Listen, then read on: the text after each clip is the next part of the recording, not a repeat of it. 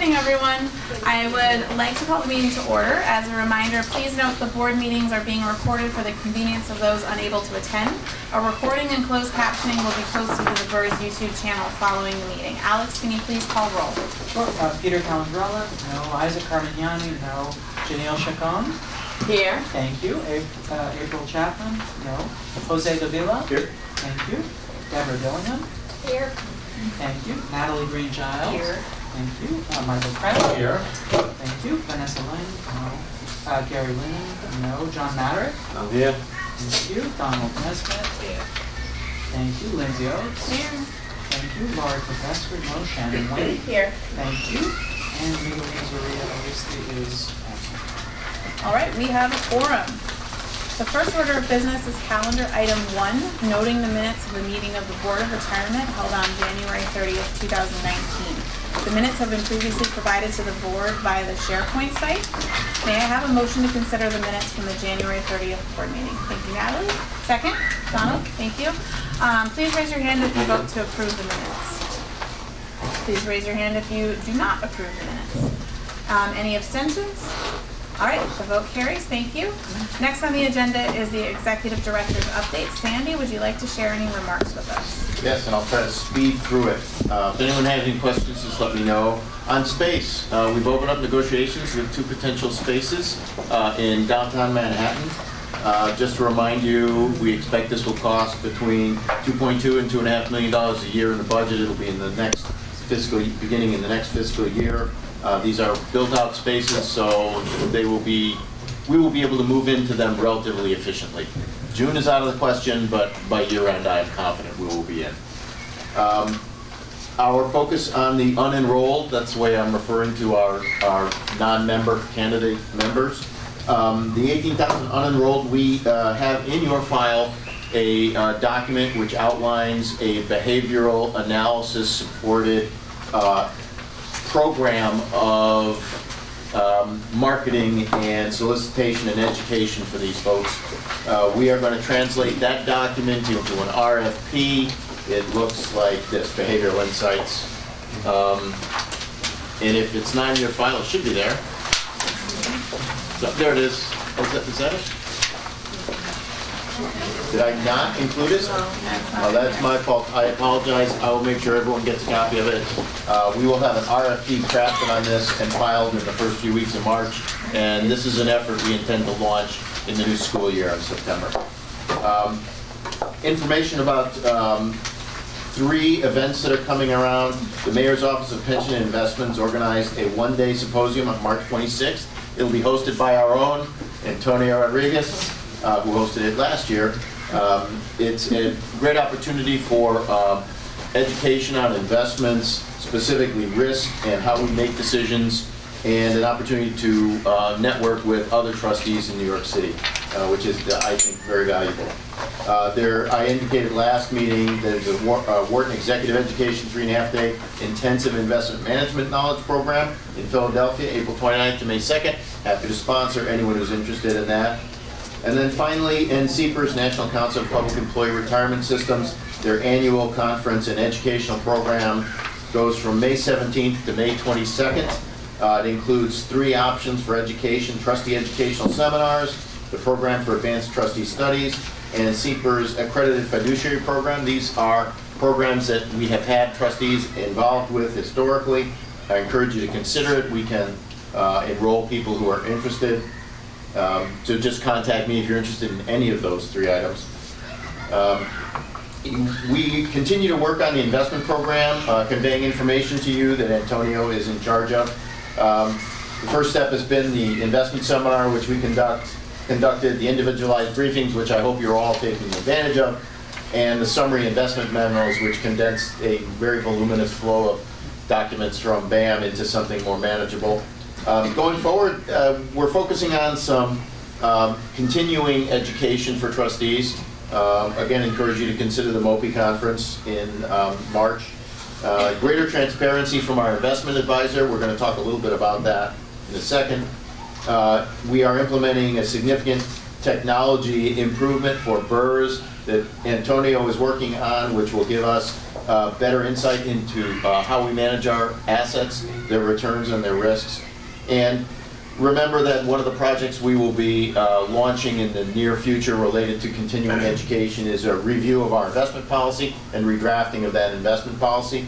And, you know, understand that along with Siegel Marco, Michael Wright, who will be helping us do this, I mean, our goal is to implement an investment program that increases our chances of paying our pension benefits, which is important, and does it on a cost-effective manner. These are going to be very important conversations over the next few months. You'll see more comprehensive plans than my words on this over the next few months, including a detailed full technology review from Antonio, and we'll keep you updated on progress. We've had some disappointment in acquiring the data and information we would like to get from the Bureau of Asset Management. We have had a number of meetings with them. We have included in your green folder a potential letter that we may ask the board to send to the Bureau of Asset Management and the Controller's Office for us. If we do that, it'll be as a result of a resolution and a further discussion with trustees about that. But we'd like you to see this letter to get a feel for what we are going to be asking. More topics. Our actuaries here, we're going to be considering a resolution that we suspended from last month. Two things about that. One, Sherry sent us all an actuary proposed changes in options factors proposal. We're going to review that, but she also sent us an article that talks about the implications of these decisions. Included a copy of that is in your file folder for sure. Fager Baker Daniels article about that. I'm also going to send around some links to articles that further discuss this. But one thing we need to understand as we pass this resolution, which I fully expect we will, this has significant implications for our computer systems. And you should be prepared to see a resolution from us in March related to that. The practical reality is that the decision to make these changes, which is appropriate, impacts our QPP retirement calculations, disability calculations, annuity calculations, retirement disability factors approximations, multiple user interfaces, multiple changes in systems, and extensive testing. This will cost us about 6 weeks on our Velocity project. It could cost us between $750,000 or more in terms of money spent that we will have to do to make these updates. You'll see detailed resolutions on all this. We may in fact propose some additional changes in the systems given that this will push off our go live on Velocity a bit. So we may actually propose some incremental expenditures on the existing CPMS system because benefits to our members are being put off for a period of time, and we may actually ask for that. So you'll be seeing that in March, and we'll try to get a preview out earlier than that. That's enough. Are there any questions on all that? I'd be happy to respond. I do have one question about your last statement. Yes, sir. Regarding benefits being put off on members. Can you please say more? Well, the benefits of the systems, Okay. like membership, the member self-services, access to statements. Not the actual benefits. I would defer to the, no, not money, not money. Systems support Clarity. benefits, yes. Thank you. Okay. Thank you, Sandy. The next items on this evening's agenda are calendar items 2 through 17, the ordinary business of BERS. Is there a motion to consider calendar items 2 through 17? Thank you, Michael. A second. Thank you, Shannon. Alex, can you please tell us about the ordinary business of BERS? Sure. This agenda item contains approval of all the retirement, staff benefits, and refunds that were processed since the last time this board met. Thank you, Alex. We will now vote on these items. Please raise your hand if you vote to approve calendar items 2 through 17. Any opposed? Any abstentions? The motion carries. The next item on the agenda is calendar item 18, authorization to enter into a master software license agreement and service subscription agreement with the Vitex Systems Group, Inc. Is there a motion to consider this resolution? Thank you, John. Second? Thank you, Shannon. Alex, can you tell us about this agreement? Sure. In July 2018, the board approved an agreement to develop the next generation of CPMS. The project is known as Velocity.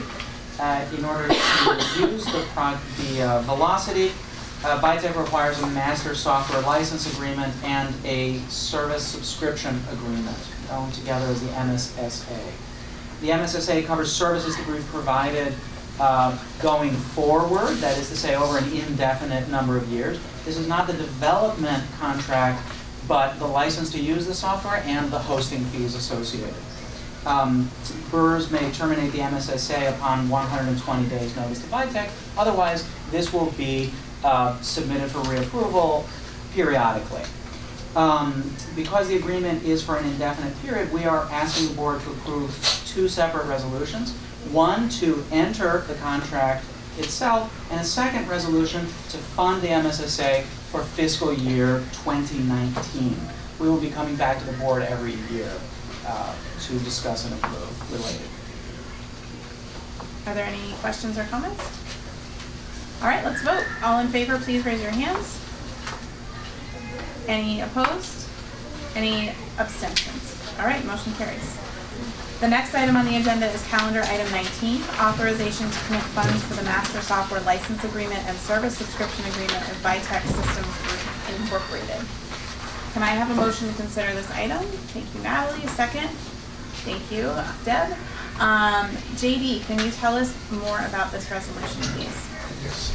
With this resolution, we are asking the board to specifically designate funds for the MSSA for fiscal year 19. As I said, we will go back every year. And we are not asking for additional funds because we are able to move funds from within the 2019 OTPS budget. So that's basically what's on the table. The total cost is $738,000 and change. And as I said, no additional funds. Any questions from the board? Okay, thank you, JD. Let's vote. All in Yeah, favor? no, I'm sorry, Shannon. I'm sorry. So this 740, this is not to exceed 740. So you said you have funds that, some funds already you plan to move. Yes. Just to clarify, Please. the funds are already in the budget, so the budget as a whole is not being increased. Okay. They are in the budget but not currently being used for anything else. We're requesting authorization To use allocate them. it specifically for that. Differently. Thank you. Yep. May I ask, is this based on the number of users? So that if suddenly we enrolled 18,000 new users who were interested? I can answer that. It is not based on the number of participants. So, for example, the members joining who would be only, they would only be using the member self-service side of it. That does not impact the cost. If we hired, if we increased the number of staff very significantly, there would be a very small marginal change. But really, it's not. But the number of members does not impact the cost. So Alex, significantly being if we hire 400 people for Antonio's team or 100 people for the for BERS? Yeah, something like that. Okay, thank you. Thank you. Any other questions? But 100 would be nice, I'm sure. Antonio needs an army. Okay. Let's vote. All in favor, please raise your hands. Any opposed? Any abstentions? All right, the motion carries. Thank you. The next item on our agenda is calendar item 20, adoption of the actuary's proposed changes in option factors beginning on and after April 1st, 2019. Can I have a motion to consider this item? Thank you, Michael. A second? Thank you, Shannon. This item was tabled at our last meeting due in part to considerations with CPMS. Sherry, can you give us a brief synopsis of this item, please? Okay, so this was presented last month. There are no changes, it's the same memo. Again, these are factors that you would use to convert a single life annuity, which is known as a maximum allowance, to whatever optional form of payment you want. So perhaps you want to ensure that after the retiree passes away, your beneficiary continues to amount of retirement benefit. So to buy that insurance, so to speak, you would convert your single life annuity to the optional form of payment. You these are the factors that are used to make that equivalent. These factors are derived using two assumptions, mortality tables and discount rate. And because of the change in mortality, that's why I'm proposing these new option factors. And Sandy had mentioned that there was an article in your folder that I had sent out to BERS staff and to these to ask them to send out to the board. This concerns in the private sector where they did not update their option factors and their mortality assumptions were allocated, meaning that the members should have gotten a larger benefit, but because they did not update their option factors, they were not getting the maximum benefit that they should have. So the members brought a lawsuit to the companies. Includes Pepsi, includes MetLife, American Airlines, and I think there's a fourth company that is off the top of my head. So we are, this is a responsible move as fiduciaries to, adopt these option factors to make sure that the members do get the amount that they deserve. Okay, thank you, Sherry. Are there any further questions? Welcome, Lori. We are on calendar item 20, so you know where we are. Questions? Okay. Thank you. Alex, can you tell us how we have decided to deal with these issues? Right, so this item was tabled at the last meeting to consider whether the adoption date of April 1st, 2019 was the optimal adoption date given, in particular, the impact on the system, but in particular, the impact on system development. So we've discussed with the developer of the system, we've figured out exactly how it fits into the timeline, and we've determined that April 1st, 2019 is a suitable date. Now, we will not be able to put that immediately into practice.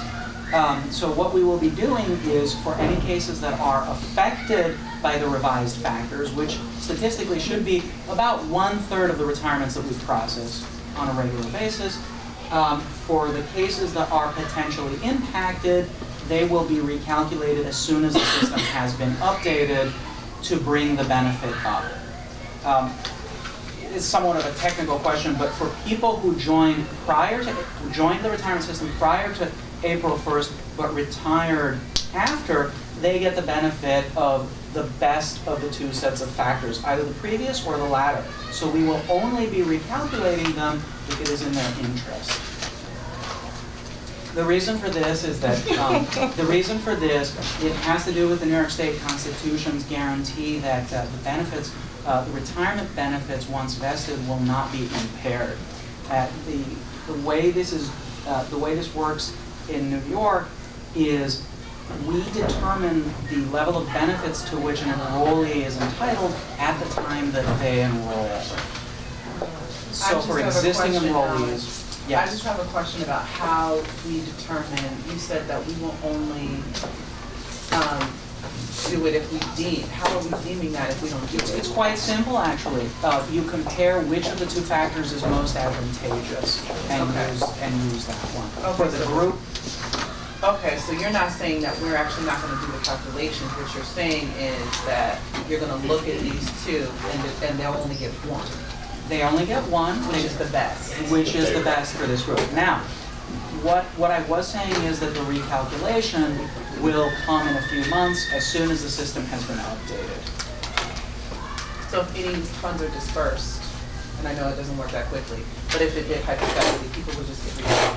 Yes, they would get additional amounts, but we would never recoup, because in no case would we reduce a payable benefit. Did I cover everything? Yes, and that was the point that I was going to make, was that because of constitutional protection, these members will never be harmed by it. At worst, so to speak, they'll be getting the same benefit as if we did put these option factors in place. Okay. We are on calendar item 20. Isaac? Changing the option factor. Isaac, would you like a quick synopsis, or do you feel prepared to vote? Prepared to vote. I spoke earlier. Excellent. Okay. So then let's vote. Actually, any other questions? No. Okay. Let's vote. All in favor, please raise your hands. Any opposed? Any abstentions? All right, motion carries. The next item on our agenda is calendar item 21, adoption of the actuary's proposed changes in actuarial assumptions and methods.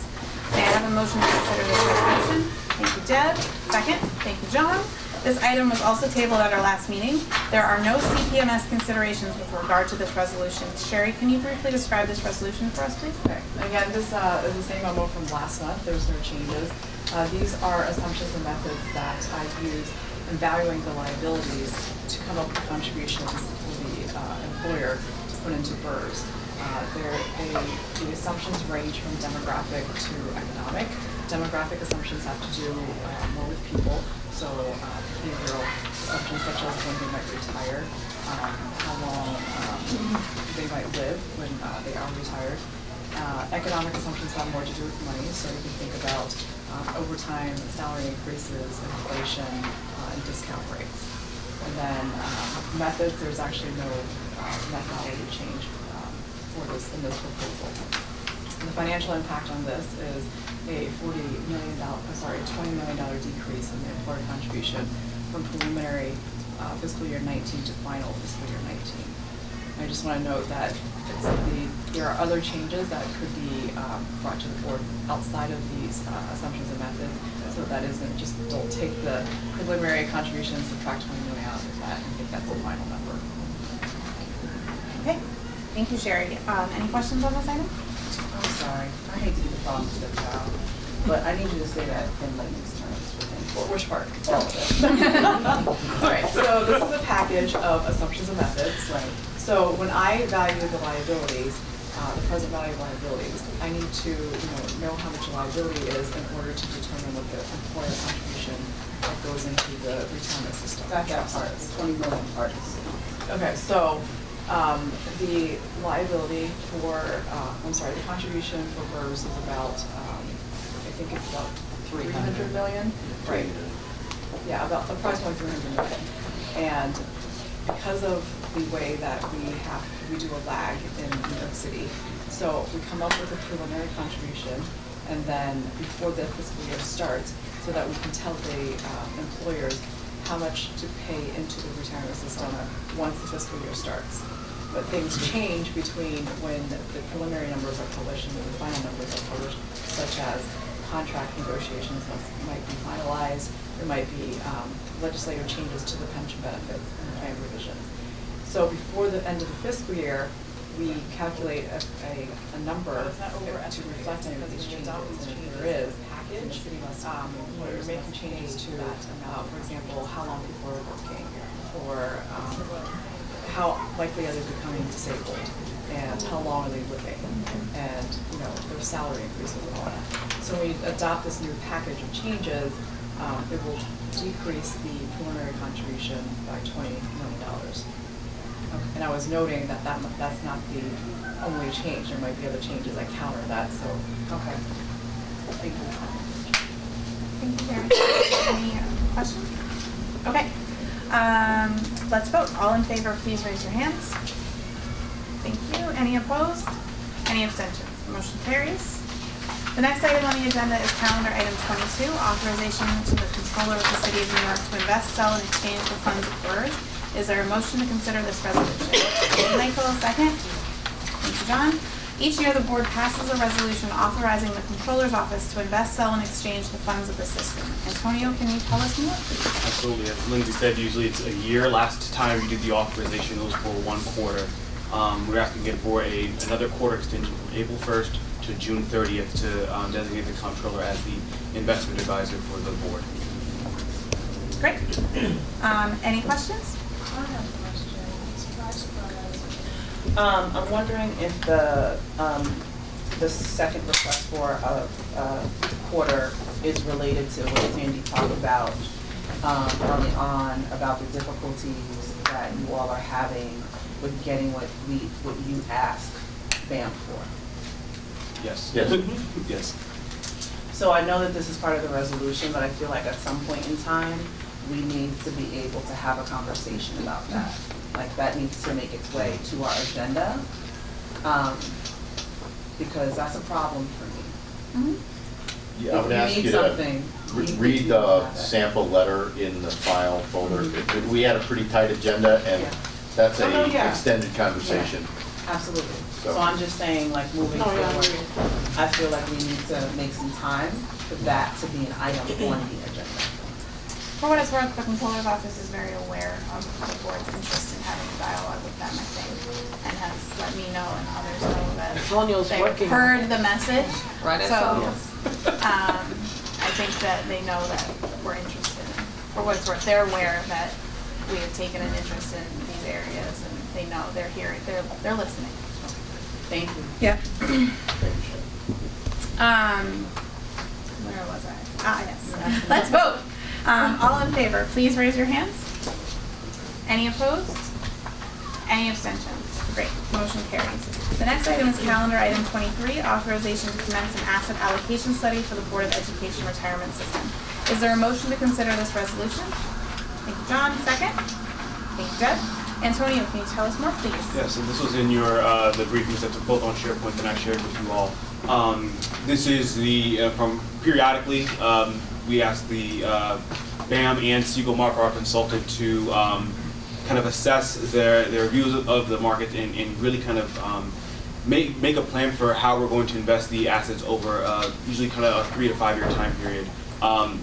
Siegel Mark was going to be critical in this, and so I don't know if Mike, please you could say just a word or two on what you all are doing, or. Sure. Real quickly, you probably remember from my presentations that asset allocation, that is the amount we have in stocks and bonds and international stocks and the other asset classes determines 90+% of the risk and return we're ultimately going to get. So with regard to that earlier discussion, our discussion and our asset allocation modeling will really set the tone for the kinds of things we're going to do with the Bureau of Asset Management. So what has happened so far is we've shared Siegel Marco's assumptions with the Bureau of Asset Management. You're authorizing now for us to use those assumptions to make a model and come up with the amount we'll have in private equity, U.S. stocks, non-U.S. stocks, and all the other asset classes. Usually takes 4 to 6 weeks to complete that. We lasted, I think, remind me, 5 years ago now. Yeah. So it's we're a little long in the tooth in our asset allocation, but when the last asset allocation was done, we made a conscious effort to increase private equity and infrastructure, which we thought were very important asset classes, and only by kind of overweighting those were we able to achieve some of the successes we had. So really looking forward to this next one, and I hope you approve. Great. Any questions? No, I'll just make a comment that I went to a SIM meeting, which is eye-opening. Was it the best 6 hours of your life? Say more, Adam, say more. But I actually understand what this is. Yeah. And when you look at us versus the other pension funds, we are not allocated exactly the same way, and we have benefited from that. So this is, in my opinion, a very good thing to do. Great. Any other questions or comments? Okay, great. Let's vote on this. All in favor? Please raise your hands. Great. Any opposed? Any abstentions? The motion carries. The next items on the agenda are investment items that should be in executive session. Can I have a motion to enter executive session? Thank you, Michael. Can I have a second? Thank you. Donald, all in favor? Thank you. Any opposition? Any opposed? Any abstentions? No? Okay, we are now in executive session. Please turn the camera off. Thank you. We are back in public session. Alex, can you report the board's actions during the executive session? During the executive session, the board voted to adopt the following items. Calendar item 24, authorization to the controller of the City of New York to approve the 2019 Private Equity Emerging Manager Program. Calendar item 25, authorization to the controller to commit a portion of the private equity portfolio. Calendar item 26, authorization of the controller to commit a portion of the real assets portfolio. And calendar item 27, authorization of the controller to commit a portion of the infrastructure portfolio. The board also discussed a personnel matter and authorized the retention of a vendor in a legal matter. All right, great. Thank you, Alex. Okay, that concludes the agenda for this meeting. The next regular meeting of the BERS Board of Trustees will be held on Wednesday, March 27th, 2019 at the High School of Fashion Industries. Can I have a motion to adjourn? Thank you, John. Second? Thank you. Thank you, April. Let's vote. All in favor? Yes. Any abstentions? Any opposition? No. Let's go. Let's go. Thank you. Thank you.